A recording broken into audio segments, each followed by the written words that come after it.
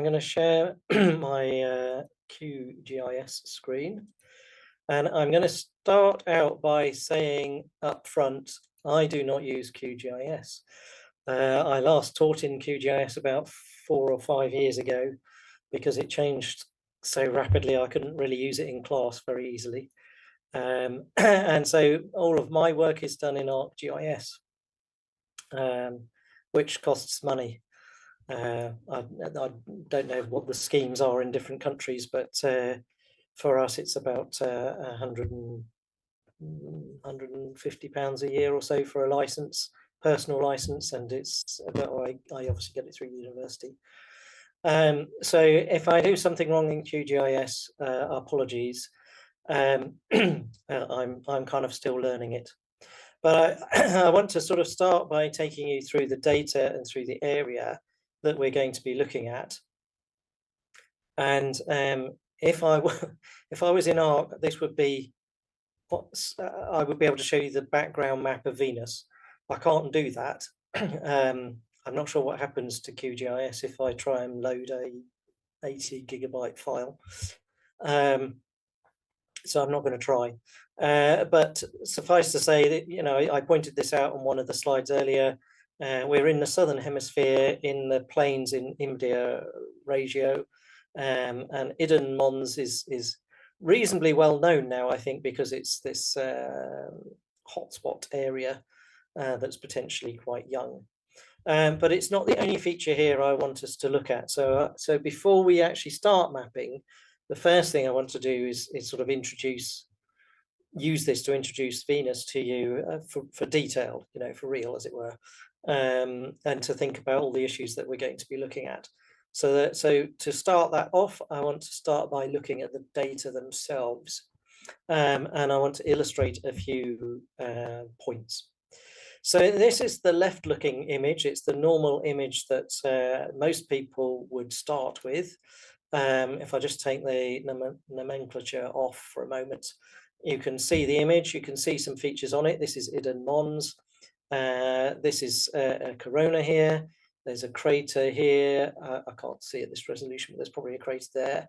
There's some fractures running through in this sort of northwest southeast direction. There's a couple of features, subtle features running off in this northeasterly direction.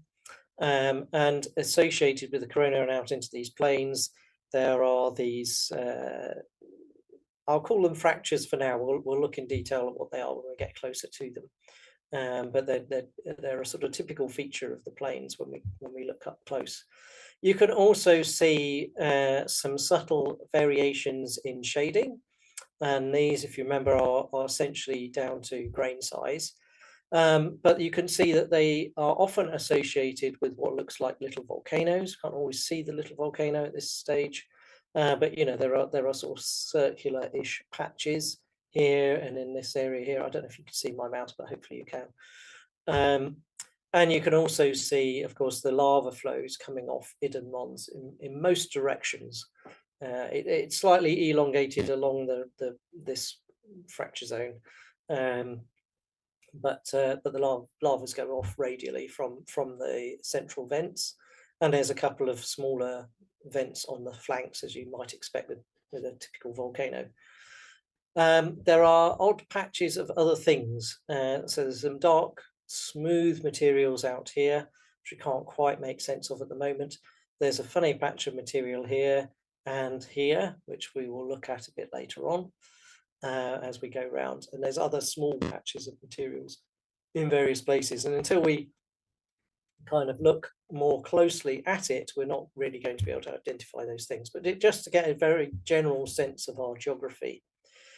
So the next thing I want to do is look at the same area in the cycle 2 right looking data. So if I just turn that on, I should point out actually that if you double click on these, you can adjust the histogram, and I have done that. There are various ways to do it. I sort of prefer a standard deviation approach, which looks at the whole data set and enhances at the peak of the histogram.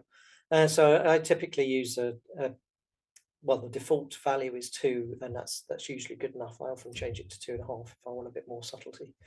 And you'll see the minimum and maximum sit there.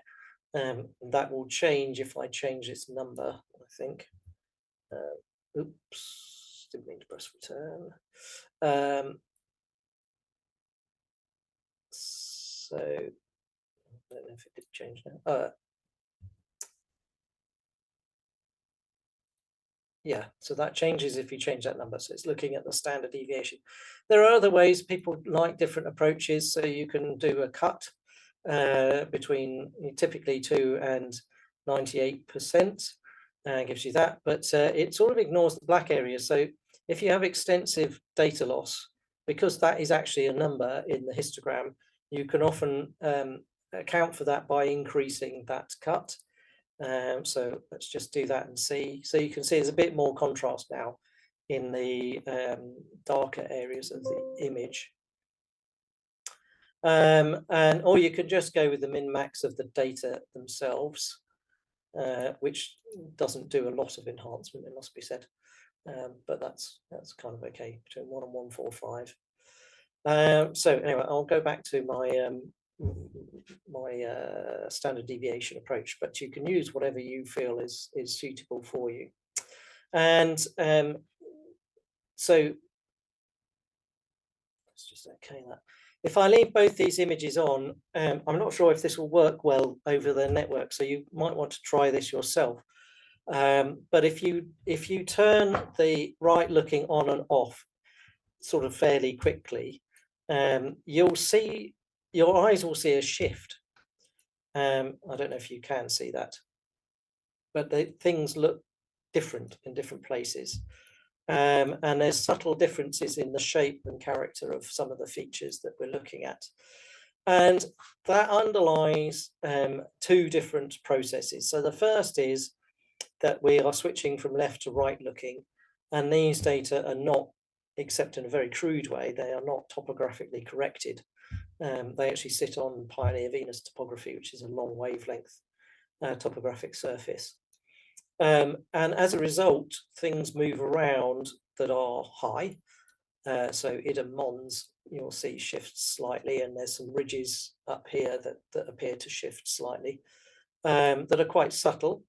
And then, of course, because it's right looking, if you look particularly at Idem Mons, it's at the central part, you'll see that it's illuminated from the opposite side, and the layover is different. So this is laid over to the left and illuminated from the left. So it looks bright on that side and dark on this side, on the right-hand side. Whereas if we look in the right-hand image, it's the other way around. It's laid over to the right and it's illuminated from the right as well. And the shadows are sitting over on the left-hand side. So the character, the appearance of areas like that can be really quite different. And so it can be helpful to look at those 2 things adjacent to each other. And you can see some subtle changes in the brightness of certain areas. These may or may not be real as such, in the sense that we are playing around with the stretch and so on. So we might be seeing subtle features in one that we can't see in the other. But sometimes these features are real. And so this bright patch up here, for instance, surrounded by a darker patch, may well be an area of micro dunes with the steep slope facing to the right. So it looks bright to the right looking radar and it looks relatively dark to the left looking radar. That's usually the most common cause of a difference in look direction of that nature. So that you can use that sort of information subtly to tell you something about the nature of the surface and what you're looking at. I think one of the questions was, how do you subtract an image? So let's do that. Let's look at what happens if we do that. So if I'm not going to do it mathematically. You can do it mathematically when you want to generate the data set. But I'm going to do it. I'm just going to try and move this so I don't take all of this space up. And give me a bit more room over here so I can put that in. So fully that, well, it takes up a bit less space so you can see that. Okay, so if you look in the symbology, you can do this very quick and dirty, if you like, by actually just changing the histogram and its transparency. But you'll notice some artifacts. So I've got them both. This is part of the reason I put them both on standard deviation. Actually, it works better with that, although you can use anything really. So I'm going to change the color gradient from white to black. So it's going to invert the image, and you'll see it suddenly looks very different, because now the dark areas are bright, the bright areas are dark. So it looks inverted. It looks very, very different in appearance, but it's actually the same information. And then if I change the transparency with the left still, ticked, both of these are both ticked. If I change that transparency to 50% and apply that, you'll see I've immediately generated a shaded relief image, okay, on the fly. Now, the problem with it doesn't look outrageous.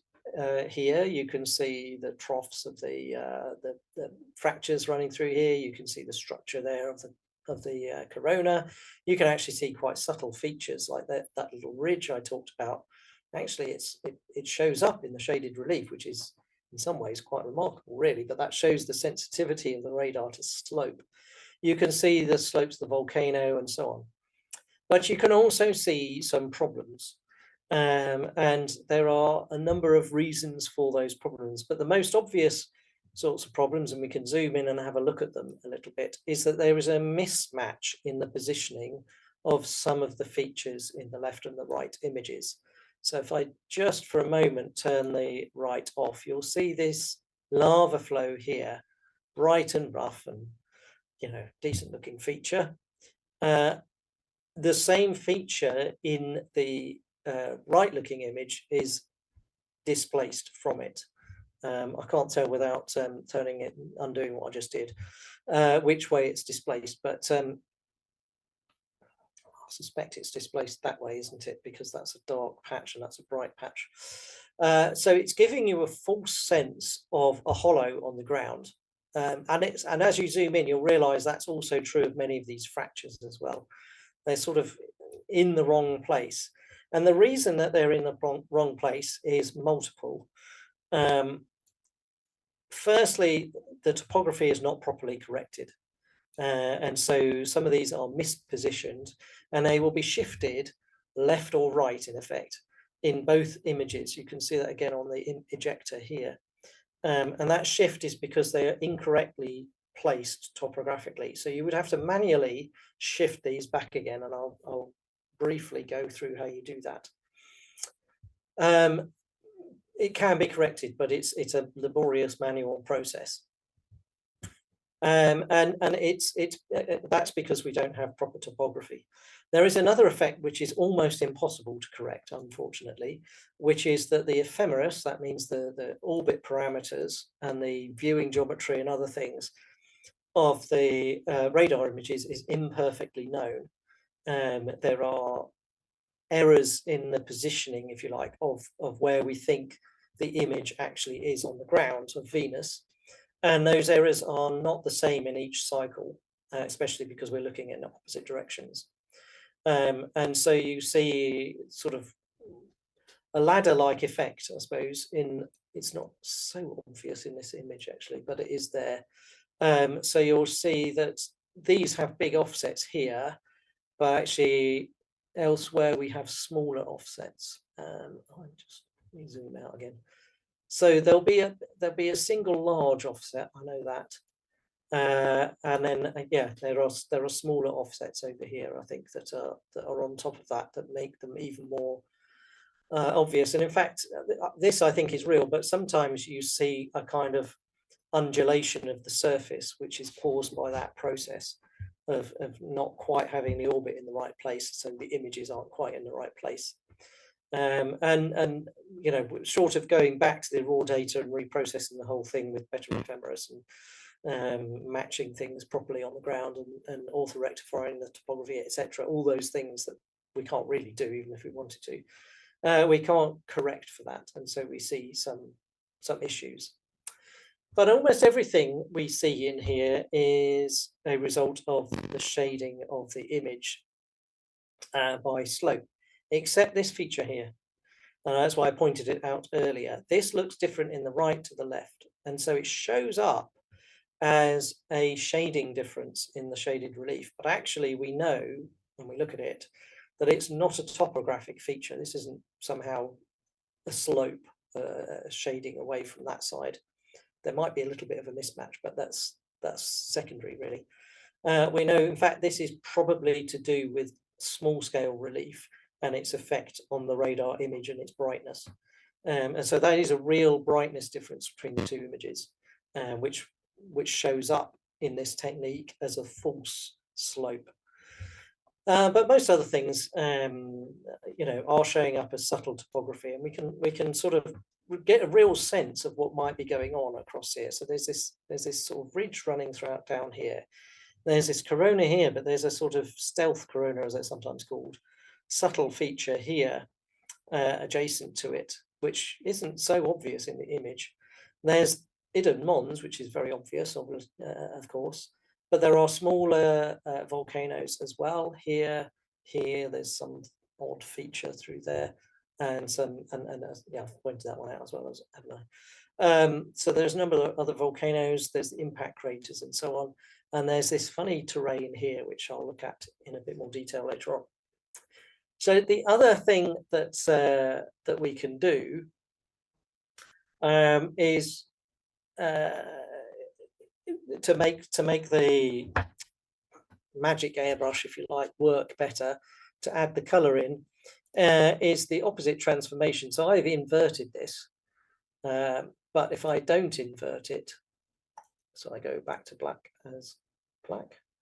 Oh, what happened there? Should turn that off.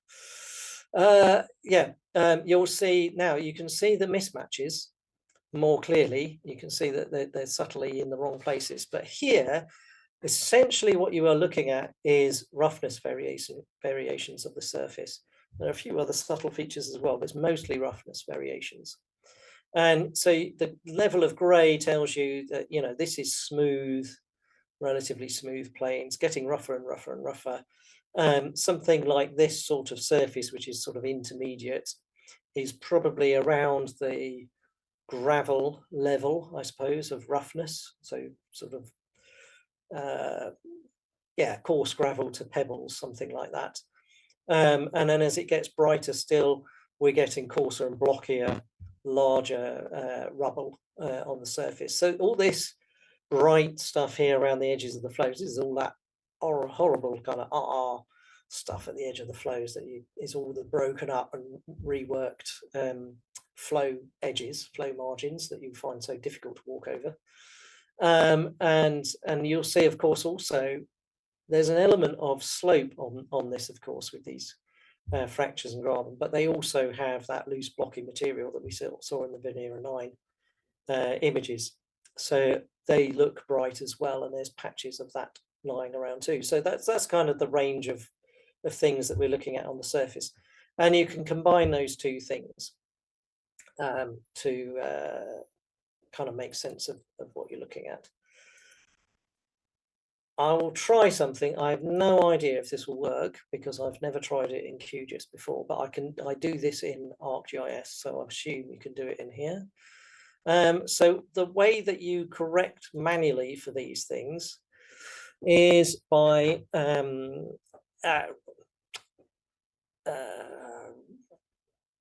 reprojecting, warping the surface. I'm not quite sure how it works at all in here.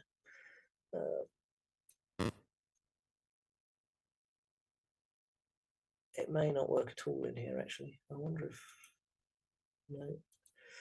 Oh, I don't know, maybe there isn't a manual way of doing it.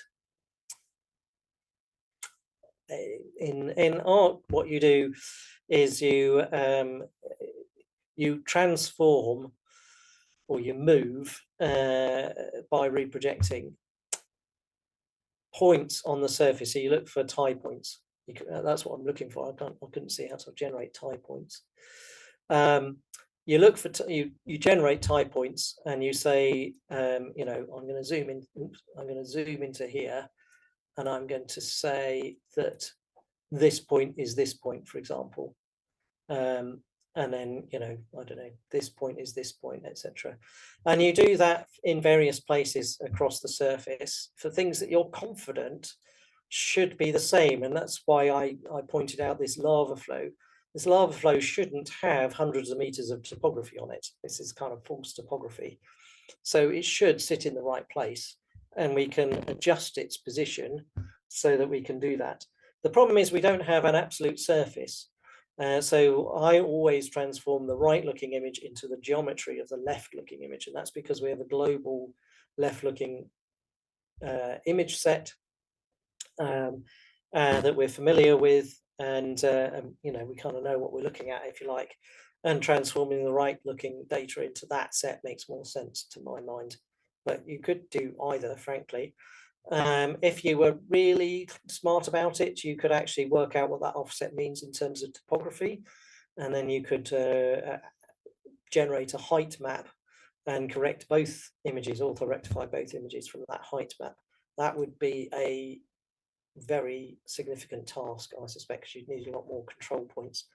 So typically, to correct these features, I need a dozen or 2 dozen control points across the whole image. So I've done that. And that is this image up here. And I've done it imperfectly, partly because I didn't really have time, but partly also just to, you know, sort of point out what is going on. So if we zoom into that area, you can see that I have placed the right-looking flows on top of the left-looking flows. And that actually really helps you kind of see what's going on in this image a bit better. And it does, because of the warping, it does introduce its own artifacts. So some of this sort of undulation that you can see now probably isn't really in the ground. It's to do, each of these is actually the orbit track errors that's giving you that sort of undulatory surface because I've corrected for their positions. It gets quite difficult to do that as you go up steep slopes. This is why I haven't fully corrected it. So, you know, I could add a whole load more control points through here and through here as I come up to the top of it and Mons and around here. But it would take, you know, probably another couple of dozen control points to get it perfectly right. And for our purposes, I can live with the inaccuracies, and we can, because we can see these flows quite clearly in the left-looking image alone. But it's a useful technique, and it brings out some subtle features in the terrain. Most obviously, especially as it actually isn't that obvious when you're sort of zoomed out, is that when we go into this area, you'll see some. There we are. You'll see some really quite interesting features. All these little volcanoes, and they all have this sort of funny fracture pattern around them. And that really stands out and becomes obvious when you do this process, because the volcanoes all sort of pop out of the ground at you. And you can see they have this sort of rough fractured pattern around their outsides. We're not entirely sure what the cause of that pattern is in this case. It could be a gas exsolution or something from flows. It could be that these are unresolved small scale flows. It could be that they are, you know, actually ashfall or pyroclastic deposits of some kind as well. You know, there's a half a dozen reasons that you might have for what these features are. So that's roughly the image resolution. I think somewhere around 500,000 is about the image resolution. And again, you can see some quite subtle features in the imaging that isn't so obvious. You can see these boundaries here. It's sort of, when you get the color, it becomes more obvious in the black and white what you're looking at than it was when you just looked at the black and white. So you can see some subtle features in here as well. So we've got some units that we might be able to map out. And I want to just go across to a couple. Richard, Yep, before moving to the next step, there are a couple of questions in the sure. Q&A that maybe can be tackled. So the first one is polarimetry used for classification purposes? So we don't have polarimetry. This is left and right looking imaging. No, I use it to improve my visualization and my understanding of what I'm looking at. But I tend to map in the left looking only. So I would, actually map the boundaries in the left looking. And that's partly because I know what the geometry is exactly. And so I would sort of turn it on and off really just to see. And so part of the reason for that is that, this feature here that I can see, for example, I don't know for certain, because there's a manual process involved, whether this really is a ridge or whether this is actually just misplaced in the radar imagery. So if I look in the left looking, I know what the geometry is telling me, and I can see that actually it is a thin ridge, and it's narrower than than is implied by the right looking, and it's slightly laid over that way, I guess.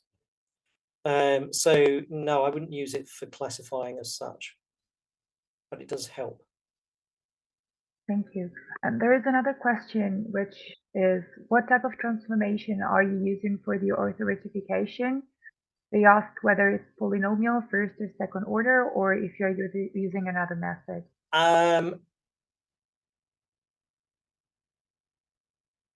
In ARC, I think it's polynomial, if I remember rightly.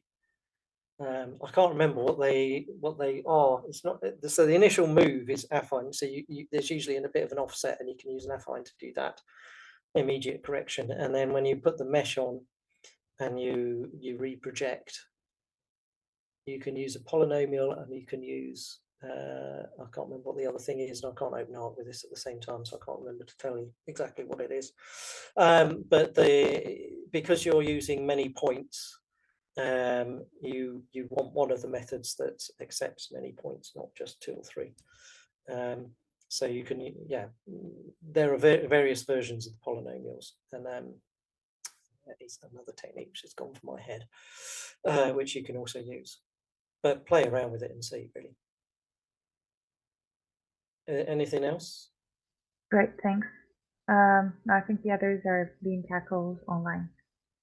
Okay, cool. There's one, yeah. So the other feature that I just want to point out before we start sort of actually mapping and seeing what we've got, and I'll show some other data in a moment, is this feature here. And it's something that is really odd about Venus, that there's what we call tessera. And tessera just means tiled. It just means it's multiple fractured terrain. And it's not clear to us, sort of a priori, it's not clear to us whether you can take normal basaltic plains material, fracture it a lot, and get something that looks like tessera. Probably you can, I don't know. Or whether intrinsically it's a different kind of material, like a granite or something. But what is obvious about it is that when you see it, once you've seen a bit of it, you see it multiple times really. Once you get used to seeing it, you realize it doesn't look like anything else. And here is a good example of what it doesn't look like. So this feature here is what looks like tessera, and I think I've been thinking a lot about what it is. I think it has to do with how it is fractured. Whatever it's made of, it's broken down into blocks of a particular nature or size or spacing or something, that normal planes, normal materials are not broken down into. They behave differently. And so if you look at this area here, it's very hard just on the face of it to say that that's not tessera and that is tessera, but I think you can say that. And this has to do with the number and nature of fractures in that surface, I think. And so this has a clear lineation. And although there are clear lineations in this, there are more than one of them. And so, you can see really quite small pieces of tesserae sometimes. And this is quite small, I have to say. This is of pretty much full resolution, and it's a tiny little piece of tesserae that's being sort of caught up and incorporated. And it is kind of worth picking them out and mapping them for that. Yeah, I think we're still a reasonable way away from knowing what they really are and what they mean. And if I put on this, it's not always helpful. This inversion process, if you like, it can be unhelpful. But you can see it's misplaced in this. What I'm going to do is put that back to a normal view. So I'm going to make that black and white, and I'm going to make it not transparent. Other way around. And so now it is sort of at this level of resolution, if you like.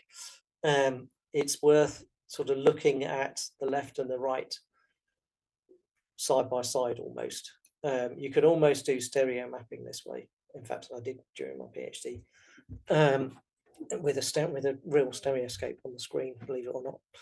They were glass screens then because it was cathode ray tube, but you could get a stereoscope and you could match these up in your eye and see them.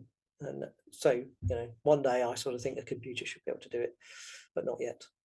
But you can see that difference in geometry. Look here, this feature here, you can see what the radar is doing to it. So it's flipped it this way, foreshortened that way. So it's a high piece of terrain, and it's basically a fold or a ridge that is more or less symmetric, because when you look in the right, it flips over the other way by more or less the same amount. So it's a more or less symmetric structure. I don't know exactly the viewing geometry. I didn't look it up actually here, but it's probably around about, it'll be 25 degrees to the right. It'll be probably around, it'll be similar to the left, 25, 30 probably to the left. So that's more or less central, I think. And you can do that for other features in there as well. Just keep sort of looking and going, oh, okay, that's foreshortened that way, but actually it's not foreshortened that way. So maybe that is a slope coming up from the plains gently up towards this high level here. So the left look doesn't see a steep slope, it sees a gentle slope. The right look sees a steep slope and foreshortens it. And you can see the mismatch in position and other things. You can also see all these tiny little volcanoes running through here associated with this fracture network here. And again, they sort of stand out a bit more clearly in the in the color view. So you make use of all these data to help you. The other things that are worth sort of looking at, I perhaps should have done this earlier on.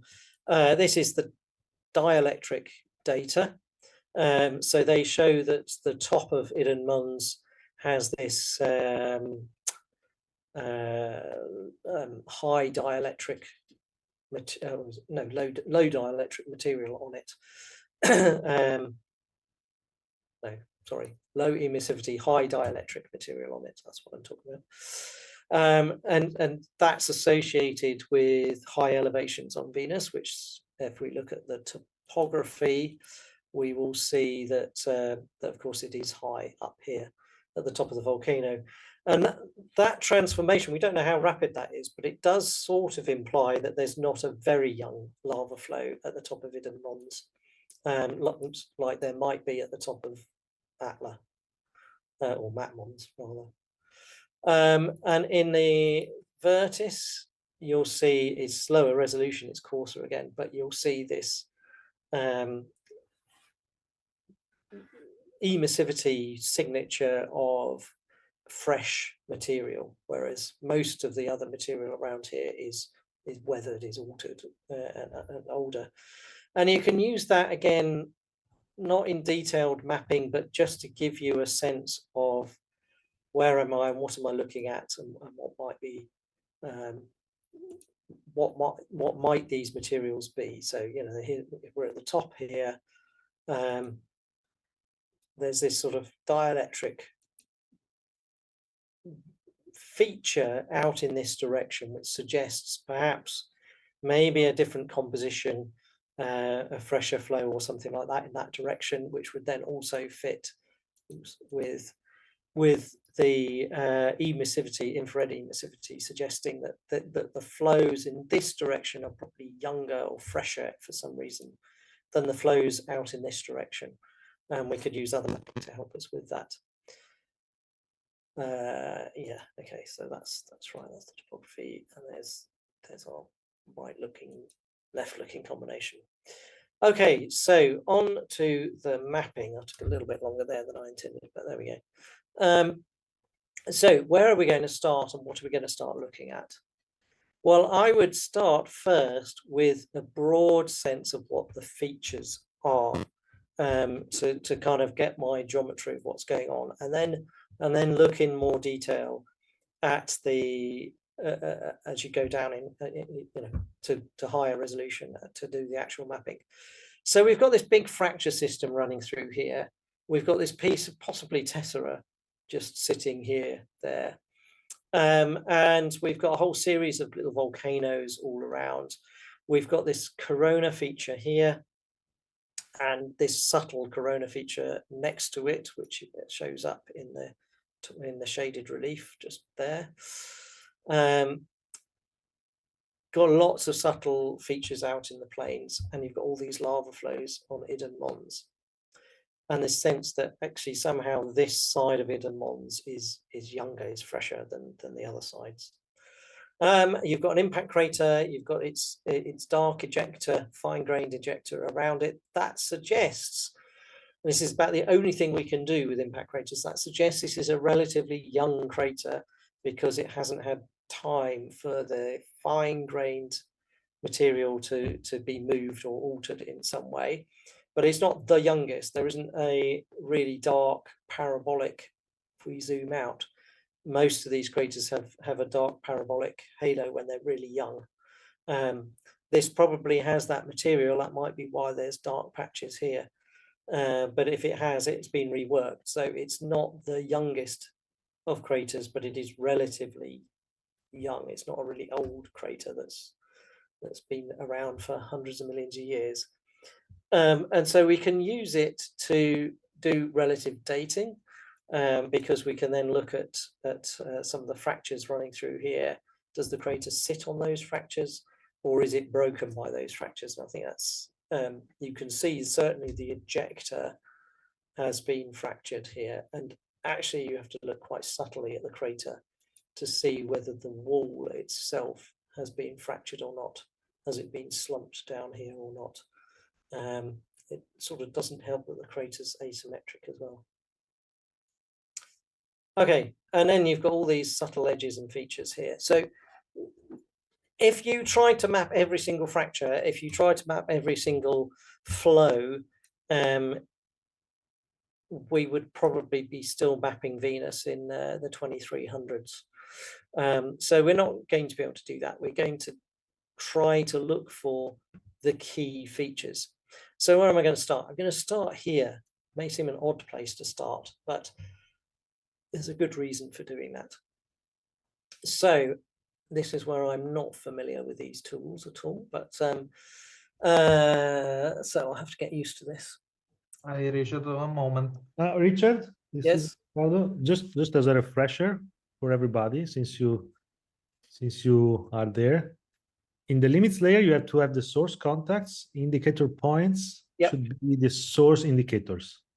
So just below that, in the drop-down menu on the upper right, In the upper right corner on the mapping interface there, Yep. source contacts. Then below is source indicators. Yes, and then it's unit name. Yeah. And then on the output geo package, just below there, everybody needs to be sure to save it in a location on its computer. Right. Okay, so you have it already there in your computer, but everybody else have to click on that button here, on this button. Yeah, save it there. And save it somewhere, and then you're good to go. Cool. Okay. Well, I shall move it just to Before that we start the mapping part and the exercise part, there are some questions if you Okay, yeah, I'm happy with that. in the part that you're actually working on it. So Francesco says to us, polarimetry is used for classification purposes. The answer is yes, but the log answer is yours, Richard. The polarimetry is used for classification. This has been already tackled. Yeah, I have answered that. It's not, there is no polarimetry. Yeah. There's a few further questions concerning tessera. They're asking how tessera are formed, just to have an idea what kind of unit we're dealing with. And another question, I'll read it to you and then you can answer them separately, is what can you use to distinguish between fractures and incline and eroded stratigraphy layering at different grain sizes? Sorry, I didn't catch that. So what can you use to distinguish? Between fractures that inclined and eroded stratigraphic layering for different grain size.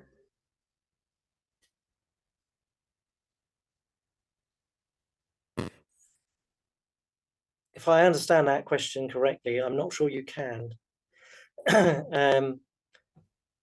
So when you have an inclined slope, let me answer that one first. When you have an inclined slope like these steep slopes, because they are effectively looking at pointing at the radar, the signal is it's just looking like a mirror.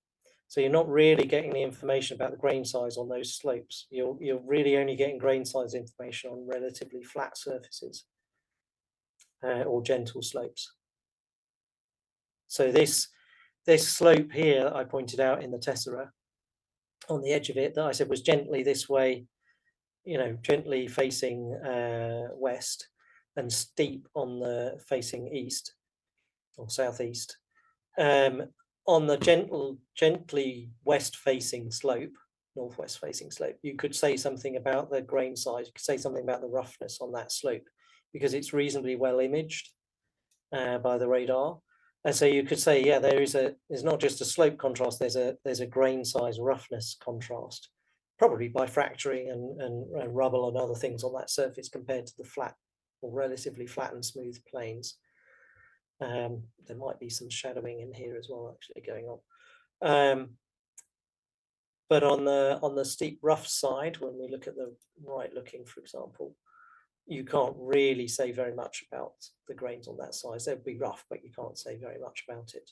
But because you can image this on both left and right, it's gentle. And so you can say that's generally rougher. So what generates the tessera? Who knows? I think that's a fair answer. There's a lot of debate.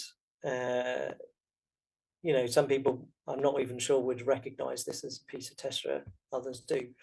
Some people think they are continental fragments, bits of granitic type crust, not necessarily granite, but, you know, continental crust versus oceanic crust, if you like. Some people think they are just really highly fractured pieces of basalt that have been deformed multiple times. And their origin is even more debated perhaps than the origin of continental crust on the Earth, which I think is fairly well debated even now. So yeah, what's its origin? I don't know, but we can sort of recognize it. It's distinctive in some ways, whether that's by history or by material is unclear, but it's distinctive nonetheless. So you can sort of recognize it. Does that answer that question? Badly, but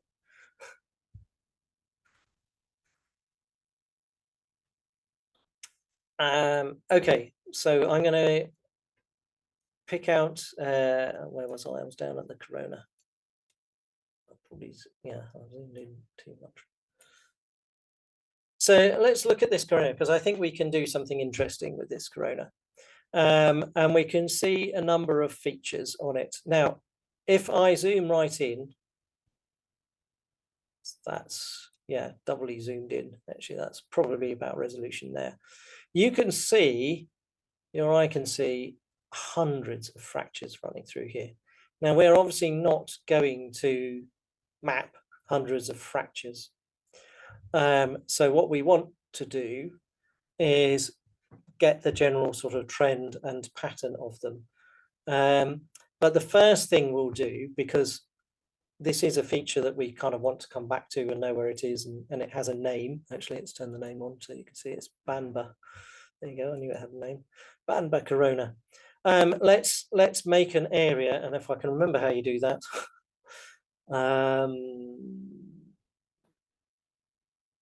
Yeah, we have to put a thing down on here, don't we? Remind me what I'm doing. Put a point down, don't I? Where's Abigail gone? I've forgotten this.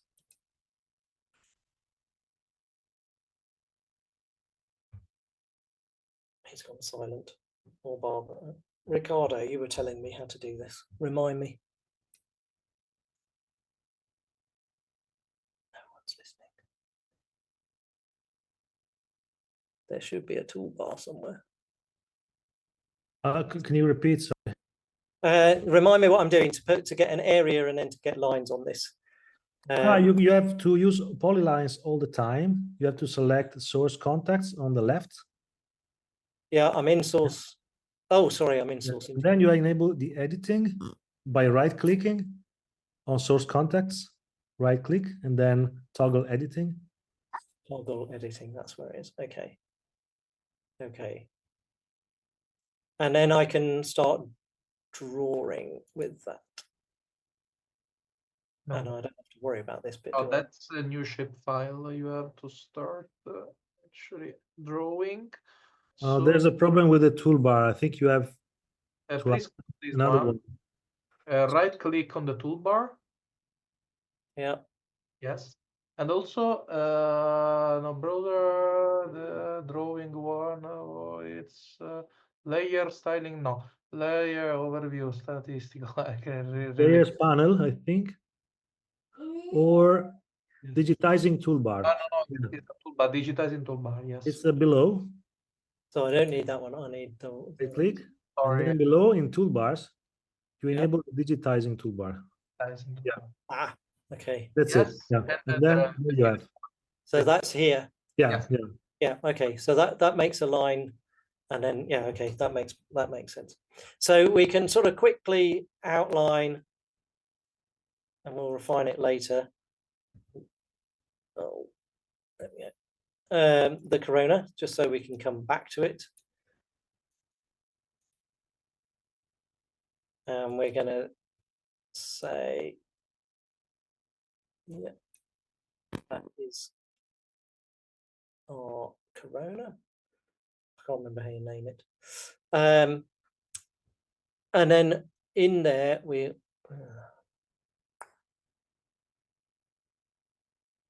there we go. Just like in. Just remember to cross the tip of the lines. Don't bother to snap them. No, I haven't quite crossed it, have I? I wasn't close enough. Well, that's, yeah, I thought that would be close enough. But You no. can go to the modify tool here. The one, yeah. And then you go to the, yeah, and then you move the vertex. Okay. And then you can also zoom in order to be able to see it. Yeah, yeah. Oh, I've done it the wrong way. Let me undo that. There we go. So that should cross now. That's perfect. Yeah. Okay. And then so and then right. Do you right click off? Do you? Yeah.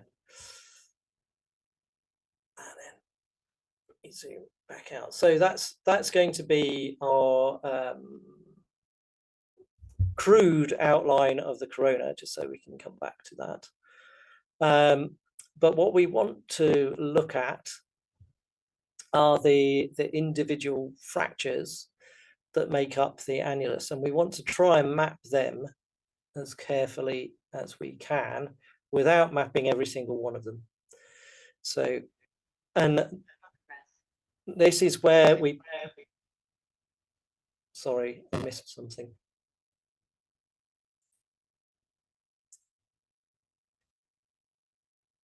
This is where we really want to make use of the left and right to get an idea of the correct positioning of these things. So I'm going to actually start another one. So this is going to be a line feature, so I don't want it to cut off or join up itself or anything like that. It's not going to be an area. But I'm going to carry this on round. No, I'm not. I'm going to stop there, I think. That wasn't working, was it? Start again. That's because I've got a modify tool open. Right, okay. Here we go.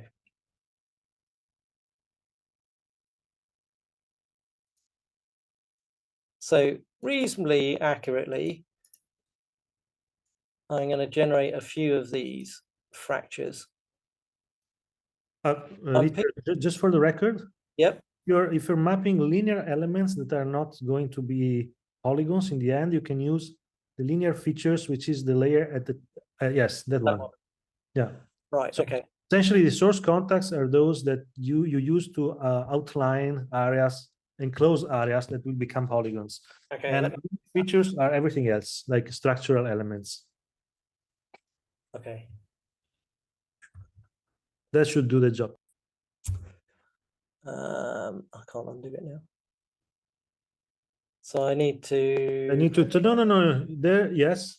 No. That is you have to keep it as it was. Okay. That is has to be always like that. Oh, okay. You need to edit the inner features. They are not within the MAPI algorithm.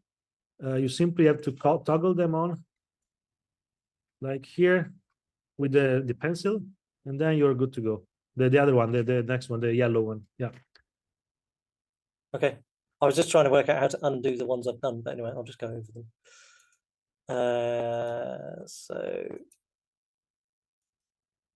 I wonder if I can I change the color? Maybe that would help.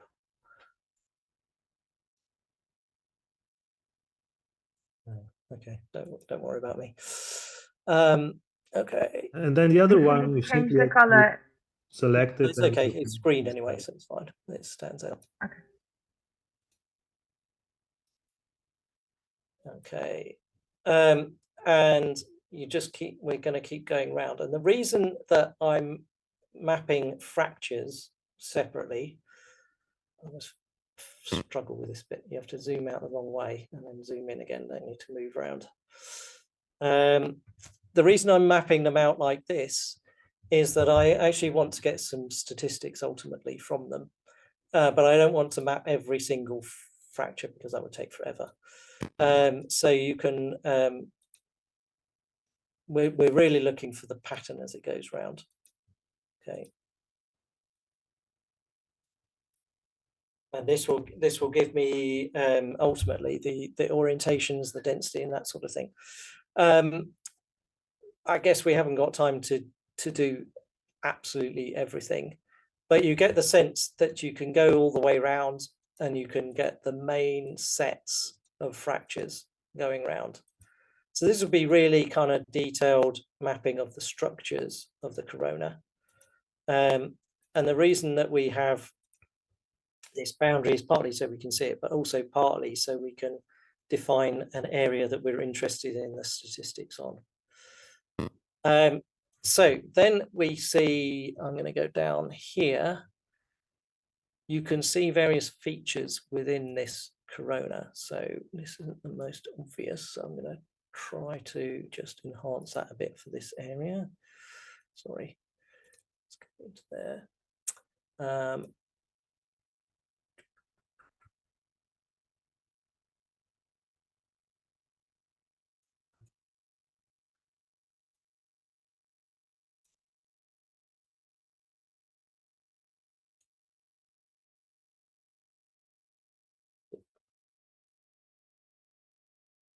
Let's see if that enhances that a bit. Yeah, it's a little subtle, not quite as good as I hoped. There's little topography from the altimeter in this area, so perhaps that's not very helpful. Sometimes you can get you can see the subtlety of the slope and floor So we might see the height differences within this, but there's clearly a floor area within this caldera and this outer annulus. And then I mentioned these fractures earlier on, and there's a whole series of these fractures within the planes. And actually there's all these polygonal fractures as well. I'm going to ignore them for the time being, because at this stage they're not particularly relevant.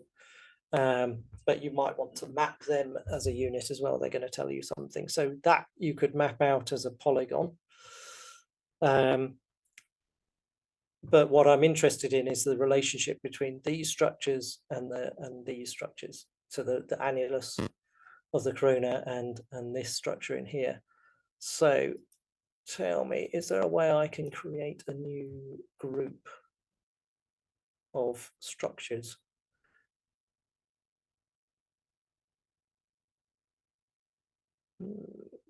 I think you can still map them as linear fractions, and then you can group them differently by giving them different definition, and then you can assign to them different symbols at the moment of map creation. Okay, that's, yeah, okay, that makes sense. So this feature that I'm picking out here is what are known as wrinkle ridges. Richard, Yep. when you trace this last one, or when you stop tracing the one you're tracing right now, and a pop-up window will Yep. exactly on type, where you see right type, you can Okay. call them wrinkle ridges, and so when it will be the moment of the map generation, you can map them differently from those of the annulus. Okay. Perfect. Okay, and you'll see these extend out into the planes, and you know, people have mapped these extensively. But what's interesting in kind of detail is just type that in. Is their relationship with these fractures? They actually run into the annulus and are overprinted by the annulus. So that is telling us. Let me just map some of those then, so you can see that's a different structure. So I'm going to call that annulus.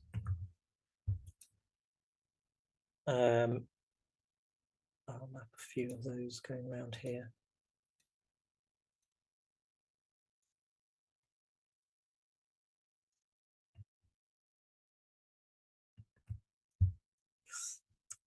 So that relationship is, you need to kind of look at these steps and offsets and so on, to try to understand what's breaking what. And it's really clear here, for example, that here is a wrinkle ridge sliced by the annulus. And it's that cross-cutting relationship that you want to understand. Now, the problem with fractures is that they're not always in the order that you think they're in. And this is why you need to understand the kinematics of them. In the first fracture to break any surface will be the straightest fracture, normally the most continuous fracture. And the last fracture to break the surface will be the most, the shortest, most complex. So that's why I ignored this polygonal terrain here to begin with, because actually these are probably small scale local fractures, maybe related to extension, maybe to compression, who knows at this stage. But they're the kind of, they're almost like joints. They're the last little bit. So they're not really telling you much about the overall pattern of structures. Whereas these kind of radial, what appear to be kind of radial wrinkle ridge fractures are have a definite relationship with the annular structures as well. And you want to know which comes first, which is sliced which. You know, there's been some quite nice mapping of the Iden Mons area and the fractures around it. I think this was the crater they were looking at, if I remember rightly. And you can map that deformation across the crater, for example, and get relative dates that way, for, you know, old, younger, etc. So that's kind of the fracture mapping.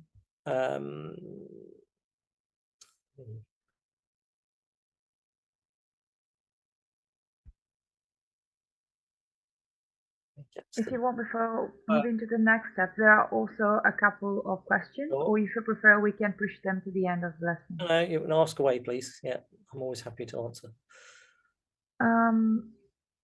So one is, with a dielectric layer, can we observe the youngest feature on Venus on a global scale, or is this something that happens only regionally? So my understanding is that the in the infrared, the emissivity is telling us whether things are young or not. So if you see, I think, high emissivity, it's a fresh surface, and we don't know exactly how young it is, but probably less than 1 million years. So really quite fresh surface. And there's a few of them, and we may only have data for the southern hemisphere, but there's a few of them. There's several of them really. The problem is that the data are not calibrated, and there are many sort of false artifacts generated by incorrect topography and things like that, which actually could be the case in Eden Mons to some extent. And so it's, future data will give us much better results on that process. But in principle, we can use that infrared emissivity to tell us what is very young and everything else is older. The dielectric, in the radar sense, doesn't tell us about age directly. It tells us about, it's one of the few things that tells us about composition from the radar. So a high dielectric has to be a material like iron or titanium has this effect in basalts, and sometimes exotic metal frosts, pyrite, for example, or other minerals like that have a high dielectric, intrinsically high dielectric composition. So typically in basalts, it's the iron content that it relates to. So you can use it to distinguish different kinds of flows compositionally in that sense. And I think what I was pointing out earlier was it's actually the cross-cutting relationships that you can see. So you could see what one flow was sitting on top of another flow, but you could see that because they had different dielectrics. If they had the same dielectric and same roughness, it's very hard to see one flow on top of another. And that's really what happens in the plains. So if I can remember how to get back out into just being able to navigate, but anyway, I'll just zoom out, it's a bit easier. If you look out into the plains and I turn on the dielectric, you'll see there's lots of these subtle variations in dielectric, and they are kind of telling you subtle things about the composition. So I would say, I can't remember the color scale exactly, but I would say these sort of areas here that are purple are lower iron content. They might be more magnesium rich lavas. They might have been weathered so that the iron content has been reduced and removed, or vice versa. These other areas might be weathered so that it's added iron to them. I don't know. So that's the sort of thing you can say, but they're both on a very long wavelength, if you like. They're both on the tens of kilometer scale, 50 kilometer scale. So you can't say it about individual flows unless the flow is very big. Does that make sense? Yes, thank you. And another point that's been raising is, if before moving on, you can provide the online participants with an overall idea what the overall mapping result, the mapping product they will have to produce is encompassing, and what it looks like in the end. In terms of an overview, I am not expecting the whole area to be mapped. In fact, I'd be quite horrified if you did. I'm terrible at zooming in and out of this. What I want to see is really to pick an area within this whole map that you can map in detail, because we've kind of given a broad overview, going through here of various things. And what will give you the most benefit is to say, actually, I'm going to look at this in detail, or I'm going to look at this in detail. And I'm going to start mapping particular features within it, because it's the relationships at that scale that is going to tell you the most useful information. So, you know, if you were to pick this area here, I would map out various units. I'd look at the left and the right and just check it out. Let's look at the color. So I would map out some of these units. This is obviously quite a fresh looking lava flow running through here. This is quite a heavily fractured area. You've got the smooth plains and so on. So you can see some units within the color, and this was again something that was obvious. Even in this image, you've got this sort of exposed, rough, coarse area, if you like, next to these smooth, flatter plains. And then you've got the fractures running through here. And what is the nature of those fractures? How are they ridges? Are they normal faults? Are they fresh, eroded? You know, how is it developed? That's what you're trying to get to. What's the relationship? Sorry, I keep zooming in and out. What's the relationship with the little volcanoes? You know, some of them seem to sit on the fractures, some of them adjacent to it, and so on. So I'm looking for relationships that you can draw out, bearing in mind the subtle issues with the radar. So it's reasonably well corrected here. So this kind of helps you. This is where the left and right can help. So this is a nice long trough with a graben trough, so you can map that out, and you can see it's, you know, this unit, whatever it is of rougher material, it's sliced by it through here, and maybe that's the original plains, and actually these areas with all the little volcanoes have been resurfaced on top of that. So to answer that question, I'm looking for an area of this sort of size. This is full resolution, mapped out. You know, not every single fracture, not every single feature, but look at the relationships and map them out. So I would expect to see, you know, let's just do that. Thank you. Here. Yeah. So if I kind of quickly outline that area, and I don't know if you remember on one of my maps, I showed you, you know, I picked out these features, and I actually worked out what the average and range in properties that each one had. So I might take this area here, and then in the GIS, I'm just going to go across there. There we go.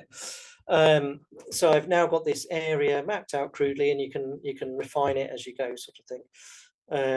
So you can modify it.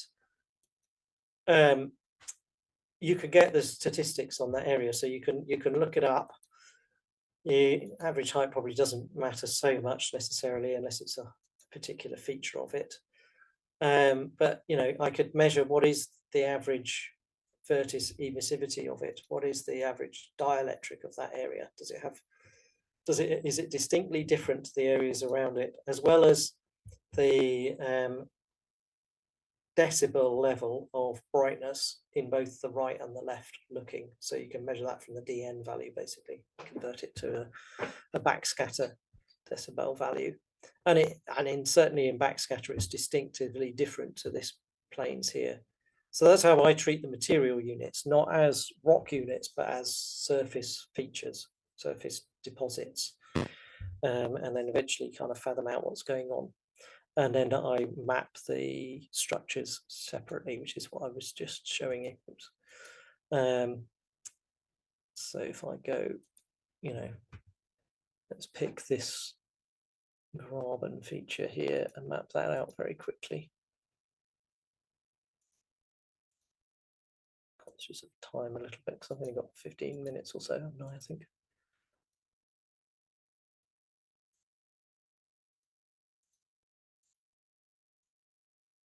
I mean, I could carry that on probably, but let's stop it there. Just I'm going to cover that rift problem, so I know what that is, and there'll be the other side across from it as well. So you can map those things out, and then I think the final thing will be these volcanoes that you could pick out. You really want just point sources for those. I don't know if that's the source indicators, is it, to give you a point source?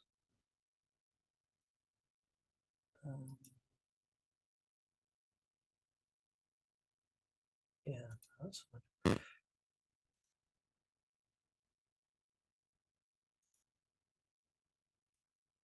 So, you know, I might just pick these out as individual points.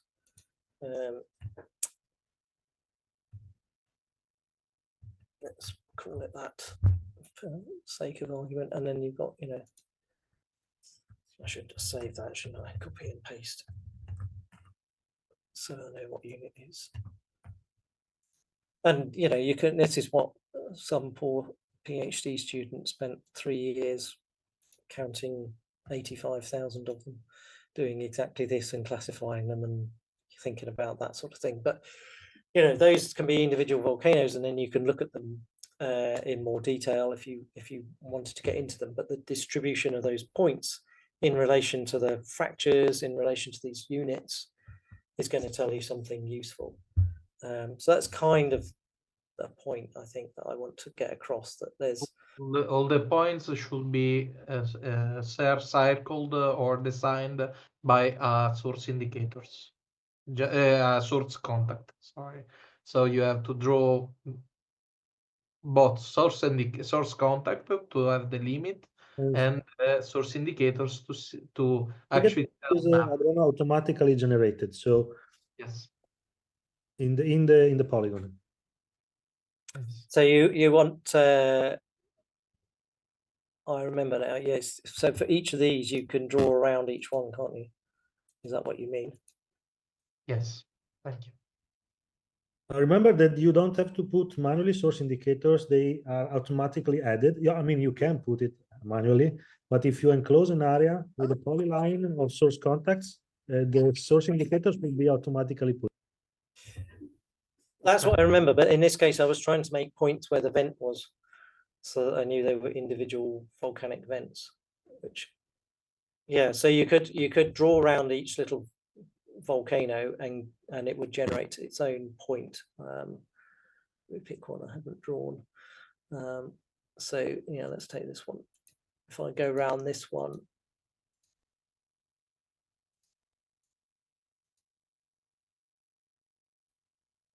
across there, did it cross? No, it didn't.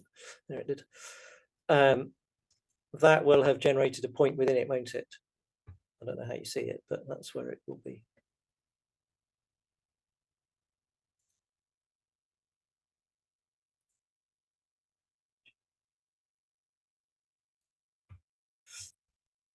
So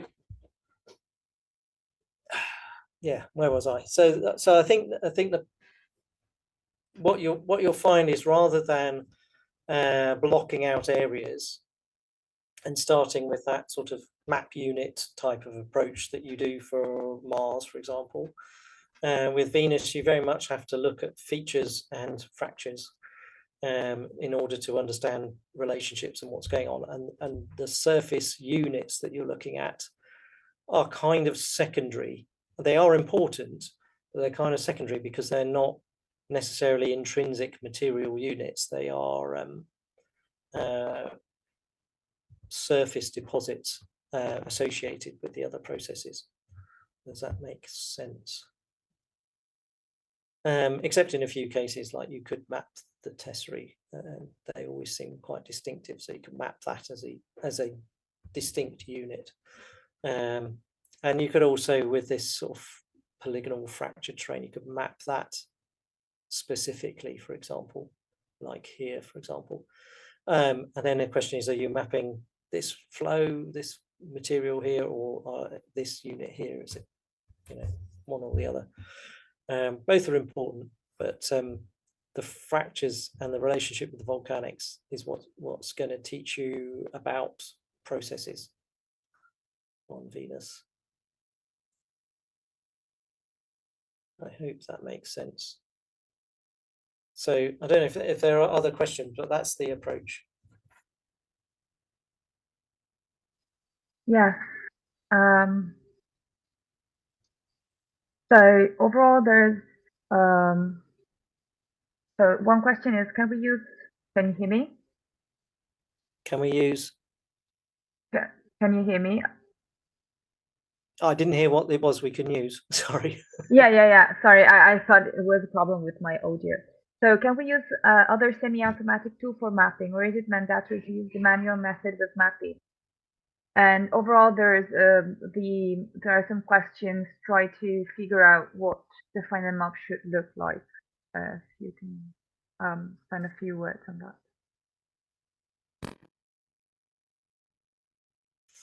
that. Do you have to use MAPI? I'm not the person to answer that question because I'm not familiar with the other tools that you might use, not in QGIS.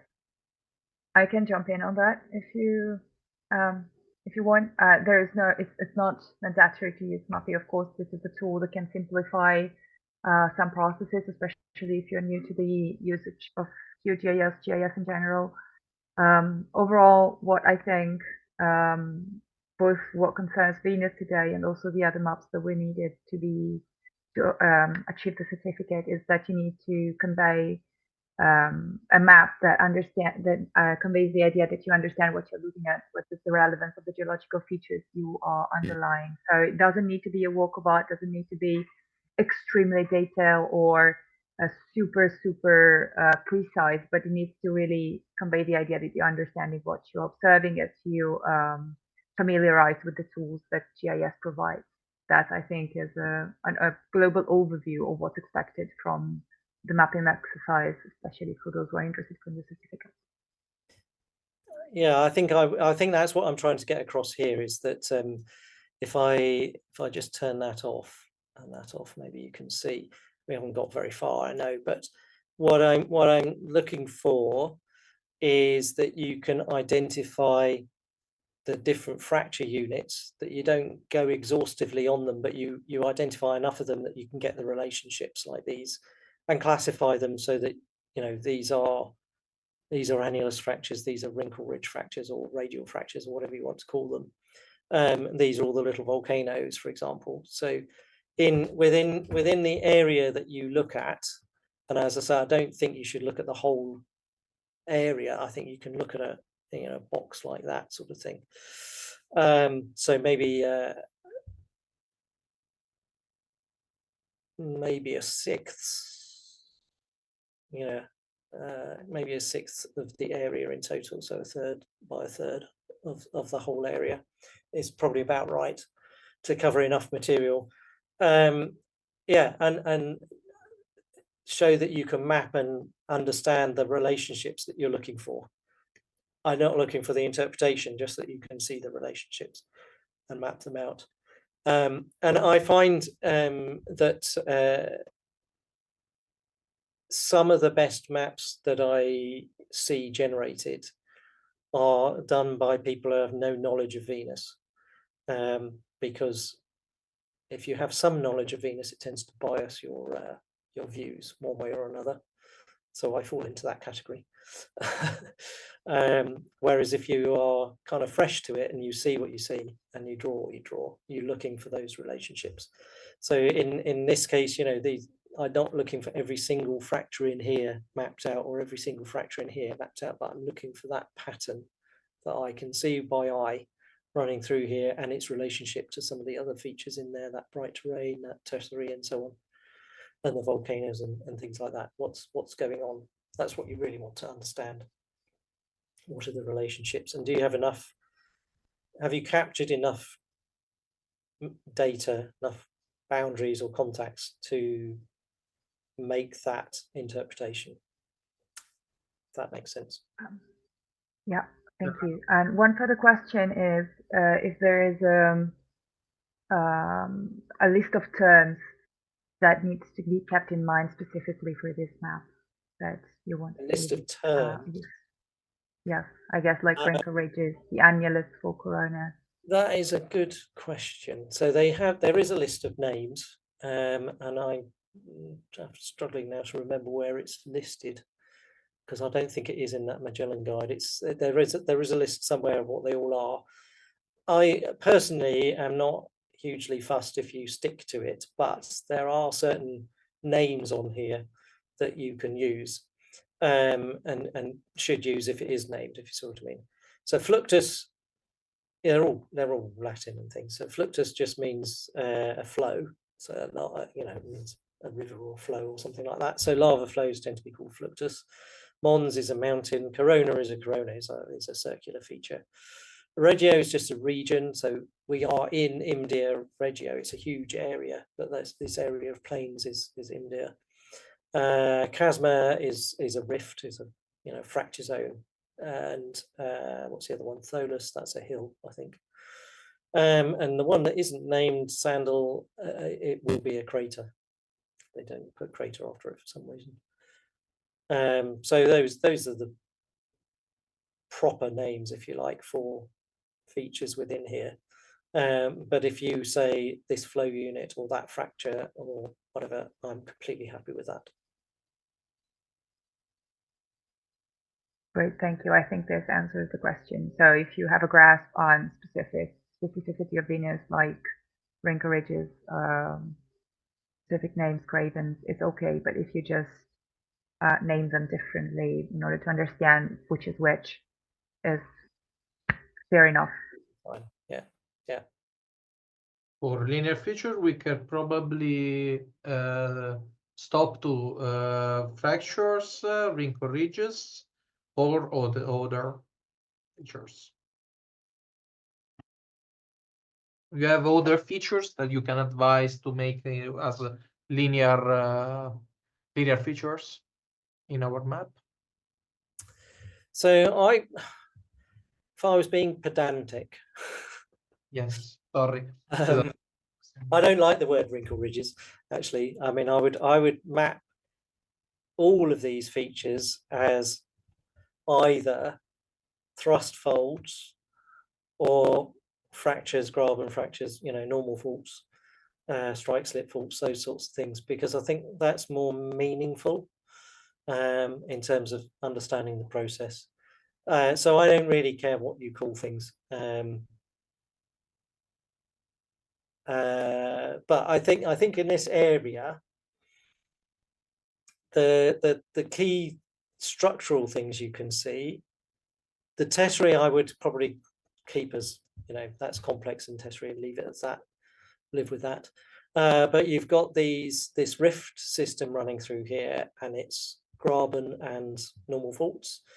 You've got this corona and another one, more subtle one here, with its annular fractures, normal faults again, and to an extent radial